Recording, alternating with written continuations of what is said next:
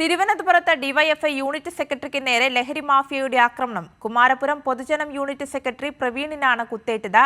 പ്രവീണിന്റെ വീടിന് മുന്നിൽ ലഹരി ഉപയോഗിച്ച് അസഭ്യം പറയുകയും കുട്ടികളെ അടക്കം മർദ്ദിക്കുകയും ചെയ്തു.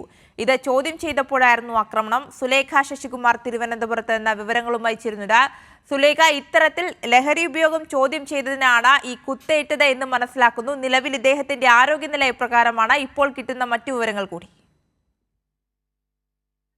ഡിവൈഎസ്പി കുമാരപുരം മേഖലയിലെ പൊതുജനം യൂണിറ്റ് സെക്രട്ടറി പ്രവീൺ ജിജെക്കാണ് ലഹരി മാഫിയ സംഘത്തിന്റെ കുത്തേറ്റത്. രാത്രി പ്രവീൺ ജോലി കഴിഞ്ഞ് വീട്ടിലെത്തിയ സമയത്ത് ഈ വീടിന് മുന്നിൽ ലഹരി ഉപയോഗിച്ച് അസഭ്യം പറയുകയും അതിനൊപ്പം തന്നെ കുട്ടികളെ അടക്കം മർദ്ദിക്കുകയും ചെയ്യുകയായിരുന്നു. ഇത് ചോദ്യം ചെയ്തപ്പോഴാണ് കയ്യിൽ കരുതിയിരുന്ന സ്ക്രൂ ഡ്രൈവർ ഉപയോഗിച്ച് ചന്തു എന്ന് പറയുന്ന ഈ ലഹരി ഉപയോഗിച്ച വ്യക്തി കഴുത്തിനും അതിനൊപ്പം തന്നെ തലയിലും കുത്തി പരിക്കേൽപ്പിച്ചത്. നിലവിൽ ഇപ്പോൾ പ്രവീൺ മെഡിക്കൽ കോളേജ് ആശുപത്രിയിൽ ചികിത്സയിൽ പ്രവേശിപ്പിച്ചിട്ടുണ്ട്. അതിനൊപ്പം തന്നെ പോലീസ് ഈ പ്രതിയായ ചന്തുവിന് വേണ്ടിയുള്ള അന്വേഷണത്തിലാണ്. ഈ സംഭവശേഷം ചന്തു ഈ സ്ഥലത്ത് നിന്ന് ഓടി ഒളിക്കുന്ന ഒരു സാഹചര്യമാണ് ഉണ്ടായത്.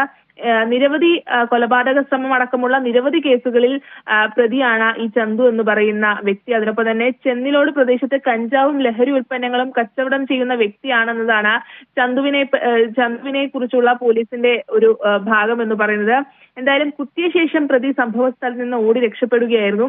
സംഭവത്തിൽ എന്തായാലും ഈ പരിക്കേറ്റ ഡിവൈഎഫ്ഐ പ്രവർത്തകൻ പ്രവീണിനെ മെഡിക്കൽ കോളേജ് ആശുപത്രിയിൽ പ്രവേശിപ്പിച്ചിട്ടുണ്ടായിരുന്നു. ഈ പ്രവീണിന്റെ വീടിന്റെ അടുത്തായിട്ട് തന്നെയാണോ ഈ പ്രതിയുടെ താമസവും?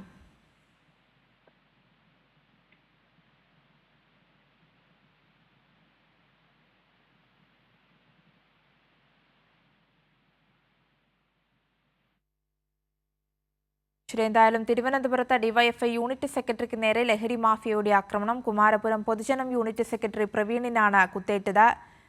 പ്രവീണിന്റെ വീടിന് മുന്നിൽ ലഹരി ഉപയോഗിച്ച് അസഭ്യം പറയുകയും കുട്ടികളെ അടക്കം മർദ്ദിക്കുകയും ചെയ്തിരുന്നു. ഇത് ചോദ്യം ചെയ്തപ്പോഴായിരുന്നു ആക്രമണമുണ്ടായത്. നിലവിൽ പ്രവീൺ ആശുപത്രിയിൽ തുടരുകയാണ്. സുലേഖ ശശികുമാറാണ് വിവരങ്ങൾ നൽകിയത്.